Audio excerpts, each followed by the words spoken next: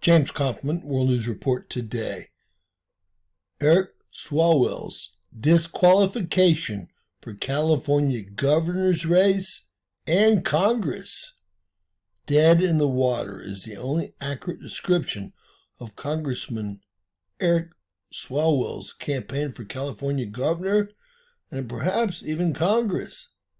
See, according to California laws, you actually have to live in California for the 5 years prior to running for governor. But we all know Swalwell has legally claimed his D.C. home as his primary or principal residence, thus disqualifying himself from running for governor and really even from being a congressman who represents California. In one word, disqualified by your own criminal, fraudulent actions to save a few dollars in taxes. The California Constitution and Election Law 349 requires candidates for governor to make California their domicile for 5 years prior to any election.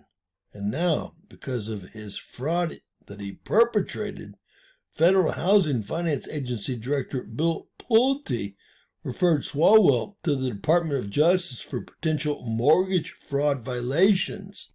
Per federal law, California has to be Swalwell's primary residence to represent the state in Congress, and it's unclear if he even has a residence in California. We know it can't be his primary residence, or then he would have two. I guess we can ask Fang Fang. Now that his fraud and greed have come back to bite him, he wants to sue the Trump administration with a frivolous lawsuit, although he's the only one who signed all the fraudulent paperwork and represented these lies he's now in trouble for. Democrats will never learn. He's going on the offense. I've decided to go on offense.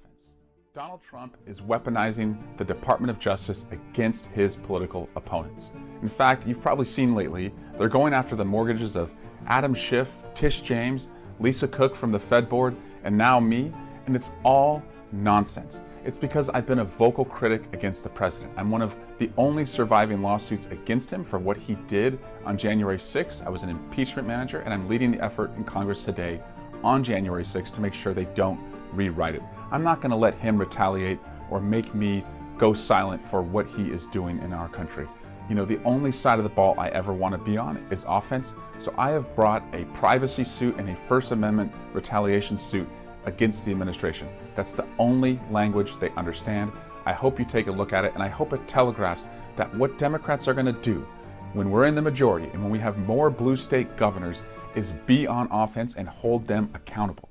A First Amendment and privacy suit against the administration.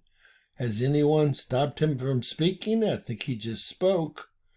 And privacy, well, I'm afraid that the Federal Housing Administration that you got your loan from is owned by we the people. And that's not private. Your documents that you defrauded the people with are not private either. They're filed as record at the county courthouse there in D.C. You can be assured, as all mortgage paperwork is. Swalwell, you know what? I hope they put you under the jail. You really should not be representing California right now, and you definitely won't be running for governor. I hope you enjoyed your time in Congress, and I hope there's some way they can take your pension away from you, because you only deserve, well, to be under the jail. There's got to be a new law put into place that if these people have done something wrong, their pensions are removed for life, period. God bless. Please share. Please subscribe. Always remember, anything's possible. Bizarro world.